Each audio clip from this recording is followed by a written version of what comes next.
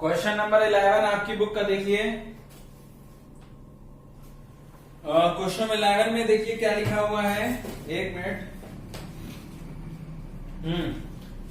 State which of the following sale mix adopted by the management. दो आपको option दे रखा है कि क्या बताइए कौन सी मेथड को, कौन से मतलब आइटम को चूज कर रहे हैं, कौन से प्रोडक्ट बनाए जिससे उनको ज्यादा से ज्यादा प्रॉफिट हो। पहला बोल रहे हैं कि 250 यूनिट ए की बनाए और 250 यूनिट बी की बनाए, वो सही रहेगा, या फिर 400 यूनिट सिर्फ और सिर्फ बी की बनाए तो सही रहेगा। मटेरियल दे दिया है, वेजेस दे दिया है और वेरिएबल दे दिया है क्वेश्चन के अंदर, सेलिंग भी दे दिया है, फिक्स कॉस्ट भी दे दिया है। तो मैंने आपको तरीका बताया, सबसे पहले मार्जिनल कॉस्टिंग निकालने के लिए फिक्स कॉस्ट से कोई लेना देना नहीं होता है। तो पहले ए देखिए, 250 यूनिट ए की 250 यूनिट बी के अकॉर्डिंग मैंने क्वेश्चन किया है।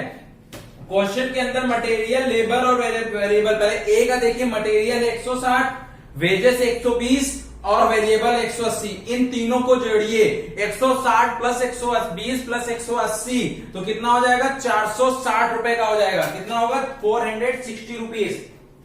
460 रुपीज का 460 रुपीज का मटेरियल, वेजेस और वेरिएबल मिला करके हुआ। मटेरियल 160 रुपीज का है, वेजेस हमारा 120 का है एंड वेरिएबल है 180 का, तो हमारा टोटल आया 460 रुपीज। ओके, मैं यहां आपको वर्किंग नोट भी दिखाता हूं। ए का मार्जिनल कॉस्ट का मतलब, मार्जिनल कॉस्ट जो आया वो कितना आया, 460 आया ए प्रोडक्ट का। ठीक, और ए प्रोडक्ट का 460 रुपीज के हिसाब से आपको कितनी यूनिट बनानी थी, 460 रुपीज के हिसाब से आपको ये रुपीज था और 250 यूनिट आपको बनानी थी। तो आपका मार्जिनल कॉस्ट आ गया 1,15,000। ये 1,15,000 से नया कैसे आया, ए प्रोडक्ट में मटेरियल, वेजेस, वेरिएबल तीन ही चीजें लेते हैं, फिक्स से लेना देना नहीं। तो मटेरियल, वेजेस, वेरिएबल को जोड़ा तो हमारा टोटल आया 460 रुपीज आया। कितनी यूनिट बनानी थी, हमें 250 यूनिट बनानी थी। 460 मल्टीप्लाइड बाय 250 हमारा कितना हो गया, 1,15,000 रुपीज का हो गया। ओके, वैसे ही बी वाला देखिए, बी में दिया है मटेरियल 120 रुपए का, वेजेस 80 रुपए का और वेरिएबल 120 रुपए का। तो टोटल आया 320 रुपीज। ये ए का था, वैसे बी का आया 320 रुपीज मल्टीप्लाइड बाय 250। जब हम 320 रुपीज मटेरियल, वेजेस और वेरिएबल बी के जोड़ करके उसको 250 से मल्टीप्लाई किया, हमारा मार्जिनल कॉस्ट आ गया 80,000, 80,000। ये देखिए 80,000 बी का हो गया। यहां तक आपको समझ आ गया होगा मार्जिनल कॉस्टिंग। सेल तो सिंपल से दे रखी है, रेट सेल दे रखा है, पहले का दे रखा है 500 रुपए, दूसरे का है 400 रुपए, तो 250 इंटू 500 और 250 इंटू 400। सेल में से मार्जिनल कॉस्ट माइनस के कंट्रीब्यूशन, सेल में से मार्जिनल कॉस्ट माइनस के कंट्रीब्यूशन। ए का कंट्रीब्यूशन 10,000, बी का कंट्रीब्यूशन 20,000 और टोटल से 2,25,000। Total marginal cost 1,95,000। 2,25,000 में 1,95,000 माइनस कर दो 30,000। चाहे ऐसे ऐसे समझो, चाहे ऐसे समझो। सेल में मार्जिनल माइनस किया कंट्रीब्यूशन है, सेल में माइनस किया कंट्रीब्यूशन आया, दोनों कंट्रीब्यूशन को जोड़ दिया, हमारा आ गया टोटल कंट्रीब्यूशन 30,000 का।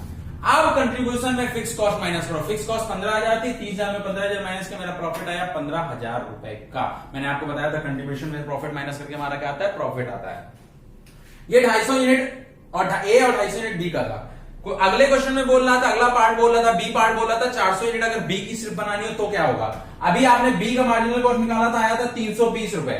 तो सेल तो सिंपल से देख लीजिए, बी का सेल दे रखा है 500 रुपए का, बी की सेल है 500 रुपए की, बी की सेल है 400 रुपए की। ओके, बी के सेल 400 रुपए की है और यूनिट भी बनानी है 400 इंटू 400, 1,60,000 सेल आ गई। सेल कितने रुपए की दे रखी है, 400 रुपए की। 400 की सेल और 400 यूनिट, चाहे समझ लीजिए 400 यूनिट 400 रुपए में। ओके, मार्जिनल कॉस्टिंग की बात आती है, मार्जिनल कॉस्ट थी 320 रुपए की, तो 400 यूनिट 320 रुपए में 1,28,000। सेल में मार्जिनल माइनस किया, कंट्रीब्यूशन आ गया, कंट्रीब्यूशन में फिक्स कॉस्ट माइनस कर दिया, प्रॉफिट आ गया। इससे प्रॉफिट 15,000, इससे प्रॉफिट 17,000। अब आप अपने दिमाग लगा सकते हैं क्या सही है क्या गलत है, कौन सा प्रोडक्ट बनाने लिए फिर फायदेमंद होगा।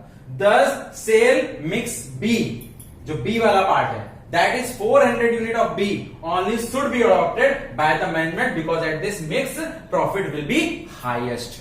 इसका इससे 15,000 कमा रहे हो, इससे 17,000 कमा रहे हो, बस यही आपसे पूछ रहा था कि कौन से प्रोडक्ट को बेचें कि जिससे हमको ज्यादा प्रॉफिट हो। इसी तरह के क्वेश्चन पेपर में आते हैं, देखिए प्रैक्टिस करिए, आपको चैप्टर समझ में आने लगेगा। धन्यवाद।